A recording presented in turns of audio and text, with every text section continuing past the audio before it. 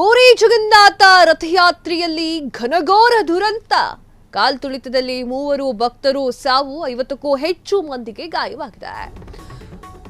ಗುಂಡಿಚಾ ದೇವಗುಲದ ಬಳಿಯ ಶಾರದಾ ಬಳಿ ಒಂದು ಘಟನೆ ನಡೆದಿದೆ.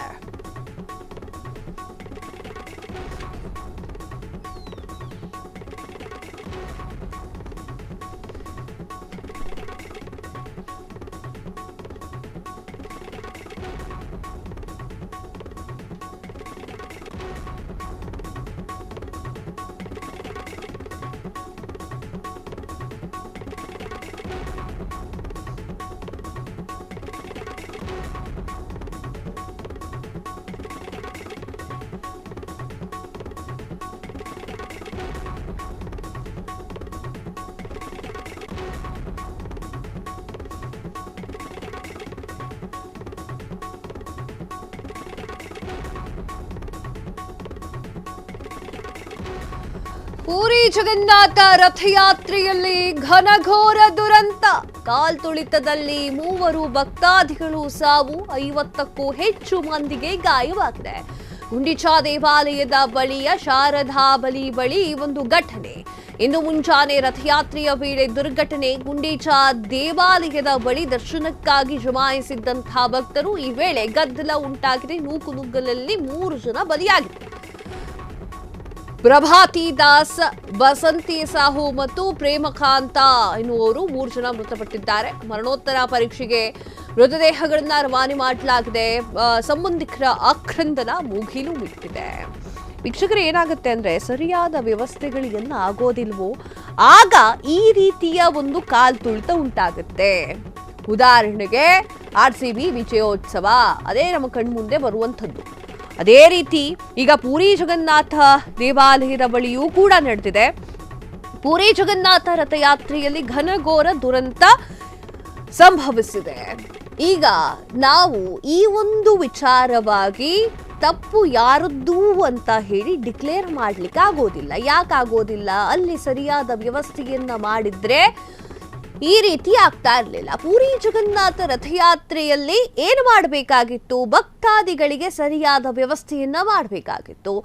ಕಾಮನ್ ಸೆನ್ಸ್ ಇರುತ್ತಲ್ವಾ, ಇಷ್ಟು ಜನ ಭಕ್ತಾದಿಗಳು ಬರ್ತಾರೆ, ಕೃಷ್ಣನನ್ನ ನೋಡ್ಲಿಕ್ಕೆ ಬರ್ತಾರೆ ಅಂತ ಹೇಳಿ ಕಾಮನ್ ಸೆನ್ಸ್ ಇರುತ್ತಲ್ವಾ. ಸೊ ಆ ಕಾಮನ್ ಸೆನ್ಸ್ ಅನ್ನ ಸ್ವಲ್ಪ ಯೂಸ್ ಮಾಡ್ಬೇಕಲ್ವಾ. ಎಷ್ಟು ಜನ ಪೊಲೀಸರನ್ನ ನಿಯೋಗ ಮಾಡಬೇಕು ಅನ್ನುವಂಥದ್ದನ್ನು ಕೂಡ ಕಾಮನ್ ಸೆನ್ಸ್ ಇಲ್ಲದೆ ಈ ರೀತಿಯೇ ಆಗೋದು. 50ಕ್ಕೂ ಹೆಚ್ಚು ಜನರಿಗೆ ಗಂಭೀರ ಗಾಯಗಳಾಗುತ್ತೆ. ದೇವರ ದರ್ಶನಕ್ಕಾಗಿ ಶತಾಯ ಗತಾಯ ಪ್ರಯತ್ನವನ್ನ ಮಾಡ್ತಾ ಇರ್ತಾರೆ. ಅಲ್ಲಿರುವಂತವ್ರ ಪುಣ್ಯ ಆಂಬುಲೆನ್ಸ್ ಇದೆ, ಅಲ್ಲಿ ಅಗ್ನಿಶಾಮಕ ದಳದ ಗಾಡಿ ಕೂಡ ಇದೆ. ಅಲ್ಲಿ ಕೆಲವೊಂದು ಕಡೆ ಕಾಮನ್ ಸೆನ್ಸ್ ಯೂಸ್ ಮಾಡದೆ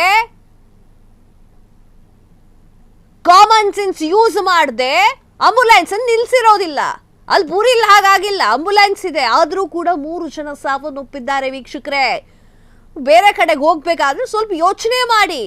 ಎಷ್ಟು ಜನ ಬರ್ತಾರೆ, ನಮ್ಮ ಪ್ರಾಣದ ವಿಚಾರವಾಗಿ ಏನೇನೆಲ್ಲ ನಾವು ಮಾಡ್ಕೋಬೇಕು ಅನ್ನೋದನ್ನ ಸ್ವಲ್ಪ ವಿಚಾರ ಮಾಡಿ.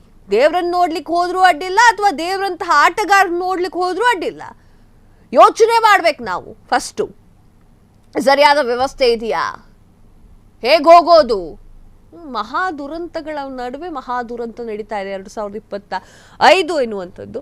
ಸ್ವಲ್ಪ ಅಲ್ಲಿ ಆಯೋಜನೆ ಮಾಡಿರುವಂಥವರು ಪೂರಿ ಜಗನ್ನಾಥ ದೇವಾಲಯದ ಮಂಡಳಿ ಯೋಚನೆ ಮಾಡಬೇಕಿದೆಲ್ಲ. ಎಷ್ಟು ಜನ ಭಕ್ತಾದಿಗಳು ಬರ್ತಾರೆ ಅನ್ನುವಂತಹ ಕಾಮನ್ ಸೆನ್ಸ್ ಇಲ್ಲದೆ ಬಂದವ್ರನ್ನ ಹಿಂಗೆ ಬಿಡ್ತಾ ಹೋದ್ರೆ ಹಿಂಗೆ ಆಗೋದು. ಪೊಲೀಸರ ಹರಸಾಹಸ ನೋಡ್ರಿ, ಅಲ್ಲಿ ಪೊಲೀಸರೇ ನಿಜವಾದ ಹೀರೋ. ಅಲ್ಲೀಗ ಅವ್ರು ಇರೋದ್ರಿಂದನೇ ಒಂದಷ್ಟು ಜನ ಬದುಕುಳಿದಿದ್ದಾರೆ. ಆ ಒಂದು ನಿಟ್ಟಿನಲ್ಲಿ ಸ್ವಲ್ಪ ಮುಂಜಾಗ್ರತೆಯ ಕ್ರಮವನ್ನು ನಾವು ಕೂಡ ತೆಗೆದುಕೊಳ್ಳಬೇಕು. ಹಾಗೆ ಆ ದೇವಾಲಯದ ಮಂಡಳಿಯವರು ಕೂಡ ಭಕ್ತಾದಿಗರ ಒಂದು ಜೀವಕ್ಕೆ ಬೆಲೆಯನ್ನು ತೆರಬೇಕು. ಕ್ಷಣ ಕ್ಷಣದ ಸುದ್ದಿಗಳಿಗಾಗಿ ಫ್ರೀಡಂ ಟಿವಿ ಸಬ್ಸ್ಕ್ರೈಬ್ ಮಾಡಿ, ಲೈಕ್ ಮಾಡಿ ಹಾಗೂ ಫಾಲೋ ಮಾಡಿ. ಹೊಸ ಸುದ್ದಿಗಳ ನೋಟಿಫಿಕೇಶನ್ಗಾಗಿ ಬೆಲ್ ಐಕಾನ್ ಮೇಲೆ ಕ್ಲಿಕ್ ಮಾಡಿ.